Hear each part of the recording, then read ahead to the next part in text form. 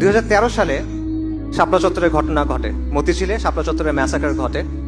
Basically Awami League যুদ্ধাপরাধের বিচারের নামে একটা প্রহসনের ট্রাইব্যুনাল চালু করে।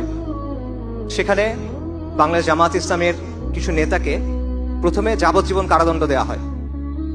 এটার প্রতিবাদে বাংলাদেশে সেকুলারদের সবচেয়ে উগ্র যে অংশটা, তারা শাহবাগে একটা জমায়েত শুরু করে এবং তারা ফাঁসির দাবি করে। এটাকে সমর্থন দেয় কে? আওয়ামী লীগ সরকার। আওয়ামী লীগের ট্রাইব্যুনাল, সেই ট্রাইব্যুনালের রায়, সেটার বিরুদ্ধে প্রতিবাদ হচ্ছে, সেটাকে পৃষ্ঠপোষকতা করতেছে আওয়ামী লীগ। এবং মিডিয়ার মাধ্যমে, সাংস্কৃতিক অঙ্গনের মাধ্যমে ব্যাপক হাইপ তোলা হয়, একটা উন্মাদনা তৈরি করা হয় এবং পেছন থেকে এখানে সমর্থন দেয় কলকাঠি নাড়ে ভারত। এটা হলো শাহবাগের গণজাগরণ মঞ্চ। হেফাজতে ইসলামের যে উত্থান, সেটা ঘটে অন্য একটা কারণে। সেটা কি? শাহবাগে তারা নানা ধরনের অশ্লীলতা করে, নানা ধরনের বেহায়াপনা চলে, বাঙালি সংস্কৃতির নামে নানা পৌত্তলিক কার্যক্রম চলে। কিন্তু মূল যে ট্রিগার ছিল সেটা হলো গণজাগরণ মঞ্চের যে অর্গানাইজাররা ছিল, যারা এর আয়োজক ছিল, এদের মধ্যে গুরুত্বপূর্ণ একটা অংশ ছিল ইসলাম বিদ্বেষী, ভয়ঙ্কর রকমের ইসলাম বিদ্বেষী। তারা বিভিন্ন ব্লগে আল্লাহ রসুল সাল্লাল্লাহু আলাইহি ওয়াসাল্লাম, সাহাবায়ে কেরাম রাদিয়াল্লাহু আনহুম আজমাইন এবং আমাদের আম্মা উম্মাহাতুল মুমিনিন রাদিয়াল্লাহু আনহুম আজমাইন, তাদের নিয়ে প্রচন্ড অশ্লীল কটূক্তি করে। যখন এই গণজাগরণ মঞ্চের আয়োজকদের একজন নিহত হয়, তখন এই বিষয়গুলো সামনে চলে আসে এবং তখন হেফাজতে ইসলামের উত্থান ঘটে। হেফাজতে ইসলাম 13 দফা দাবি নিয়ে সামনে আসে, যার মধ্যে প্রধান দাবি ছিল এই ইসলাম অবমাননাকারীদের শাস্তি এবং ব্লাসফেমি আইন প্রণয়ন। একদিকে সরকারের পৃষ্ঠপোষকতায় গণজাগরণ মঞ্চের আন্দোলন চলতেছে, অন্যদিকে সারা বাংলাদেশের ধর্মপ্রাণ মুসলিমরা, সকল ঘরানার, তারা হেফাজতে ইসলামের আন্দোলনকে সমর্থন দিচ্ছে। হেফাজতে ইসলামের আন্দোলনের বিভিন্ন কর্মসূচি আসলো। এপ্রিলে লং মার্চ হলো 6 এপ্রিল। তারপর 5ই মে ঢাকা অবরোধ কর্মসূচি ঘোষণা করা হলো। লক্ষ লক্ষ মানুষ আল্লাহ রসুল সাল্লাল্লাহু আলাইহি ওয়াসাল্লামের ভালোবাসায় ঢাকায় আসলো, তসবিহ হাতে নিয়ে, ইমান বুকে নিয়ে, গামছার মধ্যে মুড়ি বেঁধে, জায়নামাজ নিয়ে, মাথায় টুপি দিয়ে তারা আসলো। কেন আসলো? শান্তিপূর্ণভাবে জমায়েত করতে। কারণ তারা আল্লাহ রসুল সাল্লাল্লাহু আলাইহি ওয়াসাল্লামের যে অবমাননা হয়েছে, এটা মানতে পারে নাই। এই জন্য তারা আসলো। তাদের সাথে কি করা হইল? 5ই মে মতিঝিলের শাপলা চত্বরে রাস্তাগুলো সব বন্ধ করে দিয়ে, বাতি নিভাই দিয়ে ক্লিয়ারিং অপারেশন চালানো হলো। 1,57,000 রাউন্ড বুলেট এবং টিয়ার শেল সেদিন রাতে ব্যবহার করা হলো এবং সেখানে একটা ম্যাসাকার হলো।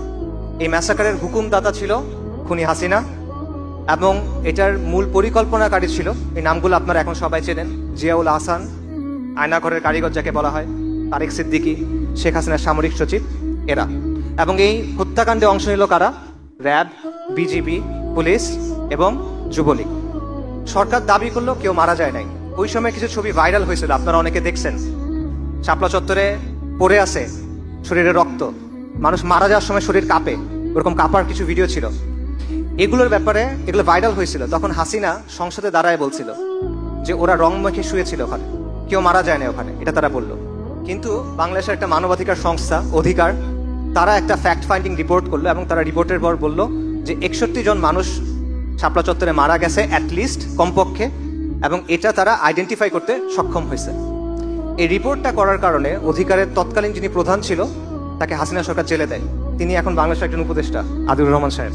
কিন্তু ওই দিন আসলে কতজন মারা গেছিল এটা এখনো পর্যন্ত নিশ্চিতভাবে বলা যায় না। সম্প্রতি একটা তথ্য পাওয়া গেছে, সেটা হলো 13 সালের মে মাসে আঞ্জুমান মফিদুল ইসলাম, এটা নাম শুনছেন আপনারা, বেওয়ারিশ লাশ দাফন করে। 13 সালের মে মাসে তারা 260 থেকে 270টা অতিরিক্ত বেওয়ারিশ লাশ দাফন করছে। অর্থাৎ 13 সালের মে মাসের আগে এবং পরে অ্যাভারেজে প্রতি মাসে তারা 90 থেকে 110টা বেওয়ারিশ লাশ দাফন করত। কিন্তু ওই মাসে তারা লাশ দাফন করছে 367টা, অর্থাৎ প্রায় 260 থেকে 270টা বেশি ওই মাসে। তাহলে অধিকারের ওখানে আমরা পাচ্ছি 61, এখানে পাচ্ছি 60 বা 260 বা 270, তার মানে 300-র বেশি, অ্যাটলিস্ট 300-র বেশি মুমিন মুসলমান সেদিন সেখানে জীবন দিয়েছেন, আল্লাহ শহীদ কবুল করেন। এটার প্রতিক্রিয়া কি হয়েছিল? সুরঞ্জিত সেনগুপ্ত আওয়ামী লীগের মন্ত্রী সংসদে দাঁড়ায় বলছিল হেফাজত সুবহানাল্লাহ বলতে বলতে পালায় গেছে। বাংলাদেশের পত্রিকাগুলোতে খবর আসছিল ঢাকায় হেফাজতের তাণ্ডব। পত্রিকাগুলো নিউজ করছিল যে হেফাজত নাকি বাইতুল মোকাররমের বইয়ের মার্কেটে ঢুকে কোরআনের মুসহাফে আগুন দিছে। যারা ভিকটিম, এই মিডিয়া তাদেরকে আগ্রাসী হিসেবে প্রেজেন্ট করলো। যারা আল্লাহ রসুল সাল্লাল্লাহু আলাইহি সাল্লামের সম্মানের জন্য আসছিল তাদেরকে অপবাদ দিল তারা নাকি কোরআনে আগুন দিছে, নাউজুবিল্লাহ। এবং এত মানুষের নিয়ে কোনো কথা হইল না, তারা হা হুতাশ করলো কি ঢাকার রাস্তার ডিভাইডারের উপর যে গাছগুলো লাগানো হয় সেই গাছ কাটা হয়েছিল, তারা এটা নিয়ে হা হুতাশ করলো।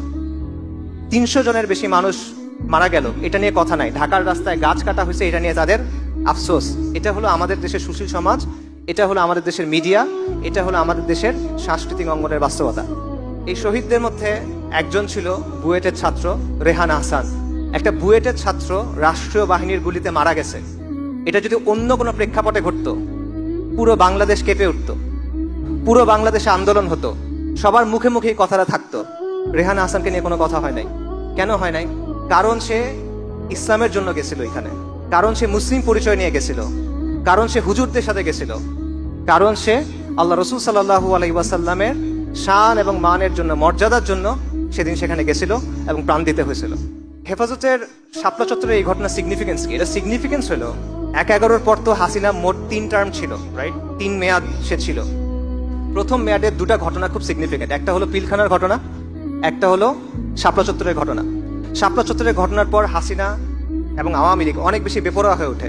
তাদের মধ্যে একটা আত্মবিশ্বাস জন্মায় না যায় যে কোনো আন্দোলনকে আমরা এভাবে দমন করে ফেলতে পারবো, এবং বিরোধীদের মধ্যেও একটা ভয় ঢুকে যায় যে হেফাজতের মতো যদি আমাদের সাথেও করে।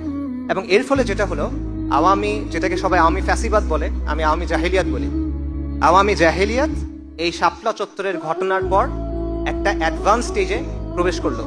এবং এই সময় যে বাংলাদেশের সমাজ এটা নিয়ে কথা বলে নাই, বাংলাদেশের, বিশেষ করে বাংলাদেশের আরবান মিডল ক্লাস মানে শহুরে মধ্যবিত্ত শ্রেণী, তারা যে এটা নিয়ে কথা বলে নাই, এটার মাসুল পুরা বাংলাদেশকে দিতে হয়েছে আরো 11 বছর পর্যন্ত, 2024 সাল পর্যন্ত। আজকে 12 বছর পার হয়ে গেছে, এখনো রেহান আহসানদের হত্যার বিচার হয় নাই, এখনো শাপলা চত্বরের গণহত্যার বিচার হয় নাই, অবমাননাও এখন বন্ধ হয় নাই। এখনো রাখাল রাহার মতো অনেক মানুষ আল্লাহ এবং তার রসুল সাল্লাল্লাহু আলাইহি ওয়াসাল্লামকে নিয়ে অবমাননার কথা বলে। এখনো এটা বাংলাদেশে চলতেছে।